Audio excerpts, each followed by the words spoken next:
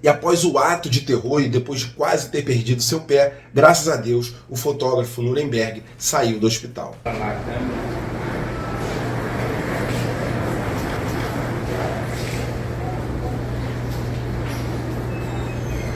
É isso, o fotógrafo desabafou.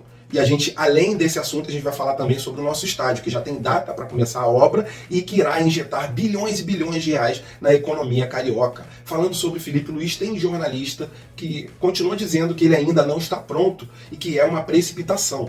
Vamos debater esse tema, vamos falar também sobre a renovação de contrato do Everton Araújo, vamos falar também sobre esse grande debate que irá acontecer hoje entre Duns, BAP e também o MGM. Vou falar para vocês onde assistir e o horário. E falando sobre a nossa base, Sub-17 jogou a final contra o Vasco, jogo de ida, a porrada comeu. O Sub-15 também jogou, mas jogou contra o Fluminense, as finais do Campeonato Carioca, jogo de ida. E o futebol feminino também. Vou fazer um resumão dessas e outras notícias para vocês agora na Flageral TV. E se vocês puderem, por favor, deixe seu like e vamos para as notícias, porque realmente é o que interessa. Isso aqui é Flamengo! E nação rubro-negra, vou começar o vídeo falando sobre candidatos à presidência do Flamengo. Para quem não sabe, hoje, às 8 horas da noite, pela ESPN, terá a transmissão de um debate, né? O MGM, Dunche e também o BAP. Vai ser bem interessante da gente poder ver esse debate. O candidato pergunta para outro, existem perguntas também dos jornalistas para os candidatos e promete ali ser decisivo, né? Para quem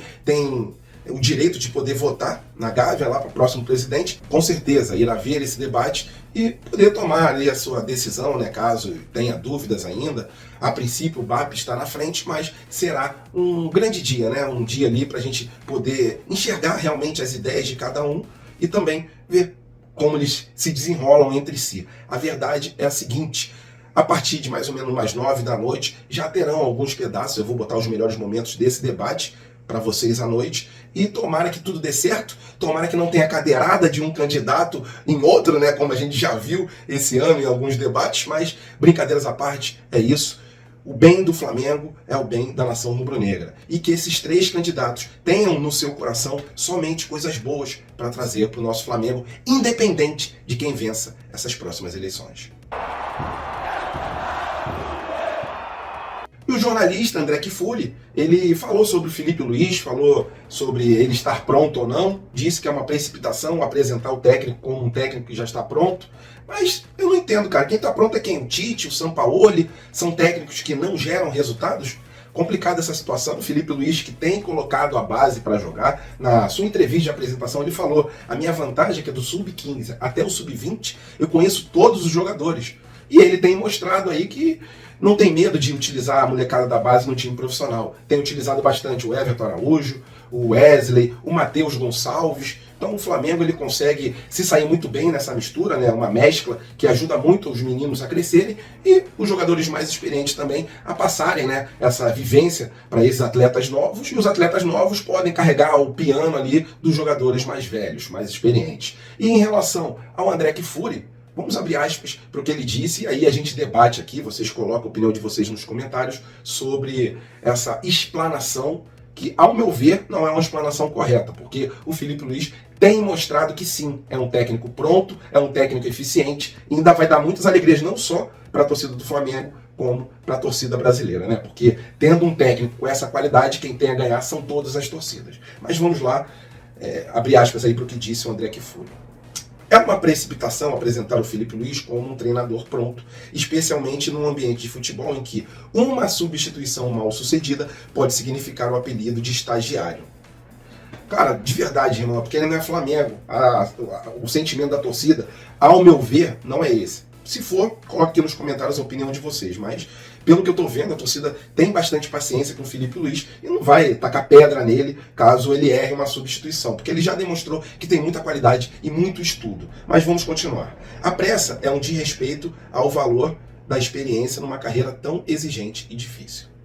Felipe Luiz não está pronto, mas parece absolutamente preparado para a exigência e para a dificuldade, mesmo que tenha começado pelo topo da montanha. Irmão, quando o cara tem qualidade, quando ele não tem medo, né, de errar, as coisas dão certo. O Felipe Luiz estuda pra caramba, não é um treinador medroso, então para mim ele já está pronto. Para mim não tem muito sentido. Eu gosto do André Kfouri, são comentários ali pertinentes, mas dessa vez a minha opinião é que ele errou e errou feio, né? Mesmo que tenha começado no topo da montanha. E somente um técnico com essa qualidade para assumir o time do Flamengo e não sentir a pressão, tá? Isso aí são palavras minhas. Além dos adversários, o que ele enfrentará a partir de agora é a cobrança que resulta de seu próprio desempenho surpreendente, talvez até para os mais otimistas. É isso o que o Kfouri falou, né? O André Kfouri. É um jornalista que tem muita coerência, mas dessa vez para mim vacilou. E é normal também, irmão. Eu erro, ele erra, nós erramos, todo mundo erra nessa vida. Às vezes a gente está num dia ali que saem palavras que não são condizentes com a realidade de nossa boca. Às vezes a gente tem uma ação ali mais ríspida, porque a gente não está num dia bom. Então, errar é humano. Para mim, o André Kfouri errou. E eu queria muito saber a sua opinião. Por favor, coloque aqui nos comentários. Felipe Luiz é um técnico pronto? Ou é um técnico, como disse o André Kfouri, que ainda não está pronto e é uma precipitação? Sua opinião é importante, não esqueça de colocar ela aqui embaixo do vídeo.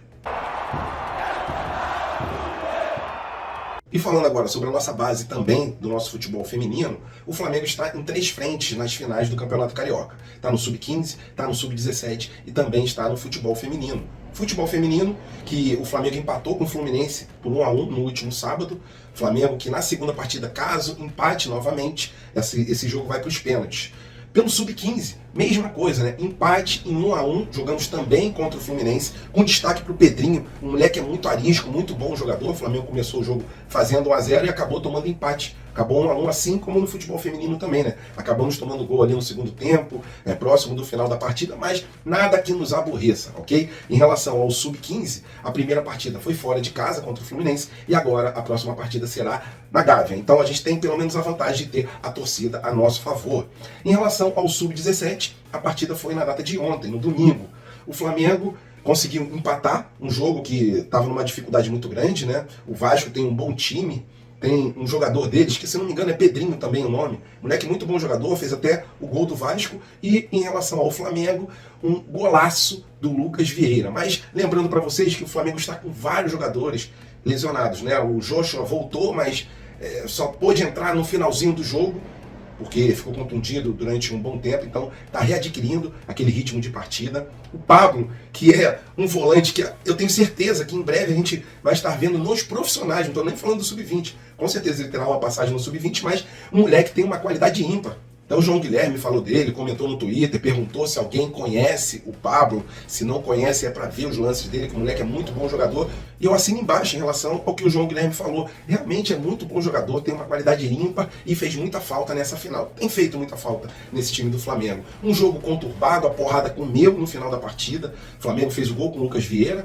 E aí o jogador do Flamengo foi dar um chute na bandeirinha do Vasco, como vários jogadores do Vasco, Botafogo e Fluminense já fizeram em partidas na Gávea. Mas não tinha esse mimimi todo, né? Mas quando é o Flamengo marcando, aí tem um chororô, tem briga, aí o pessoal quer até comer a grama. Em relação ao gol do Lucas Vieira, aconteceu essa confusão, o Lucas Vieira foi expulso, o Wanderson também foi expulso, o Wanderson, excelente jogador, Lucas Vieira também. Então os dois farão muita falta nessa última partida, nessa grande final que acontecerá no fim de semana que vem. E tomara que o Joshua possa jogar do começo até o fim, porque é um jogador muito diferenciado nesse nosso Sub-17. É isso, um resumão da base também do futebol feminino para cima deles, e que no fim de semana que vem a gente consiga conquistar esses 3 campeonatos, né? Carioca, Sub-17, Sub-15 e também o Carioca feminino.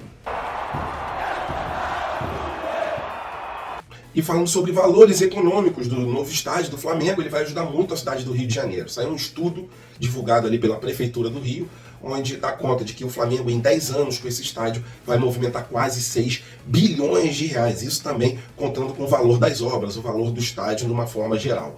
E em relação ao que o Flamengo traz de lucro ao Rio de Janeiro, né, a movimentação ali da economia carioca, somente em bares, né, e restaurantes, em jogos que o Flamengo foi visitante, o Flamengo conseguiu gerar na última temporada mais de 300 milhões de reais, né, movimentou mais de 300 milhões de reais em bares, em restaurantes, porque tem muito torcedor que não quer curtir o jogo em casa, vai para um barzinho, vai para um boteco, toma uma cervejinha e vê o jogo do Flamengo. E em relação à movimentação financeira no ano de 2023, juntando tudo aqui no Rio de Janeiro sobre futebol, foram 4 bilhões de reais, né?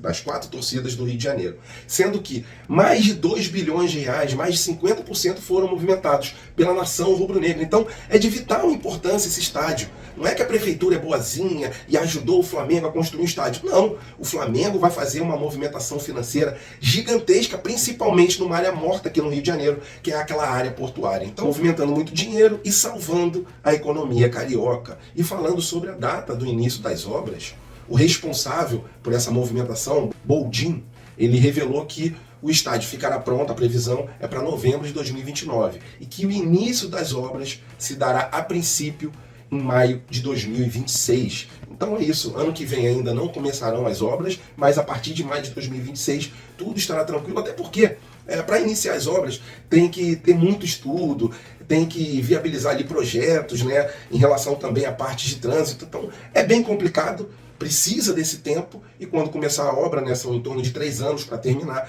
e pelo que tudo indica, em novembro de 2029, pô, graças a Deus, né, parece um sonho que está se realizando. A gente terá o nosso estádio, 3 anos de obra e com essa previsão aí de entrega em 2029. É isso, é um sonho que está próximo de se realizar, um sonho de todos os rubro-negros de ter a nossa casa própria.